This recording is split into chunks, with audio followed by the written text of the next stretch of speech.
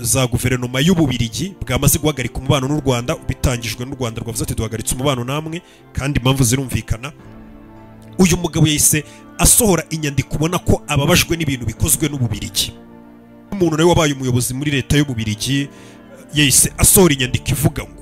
inyandiko itangizwa n'umutwe uvuga ngo mbabajwe n'ibi bibazo bibaye byo kuba umubano mu bya diplomasi uhagaritswe hagati y'u Rwanda na Belgique mu gihe ngewe nzi neza kandi mbasha no kumva no gusobanukirwa aho u Rwanda ruhagaze.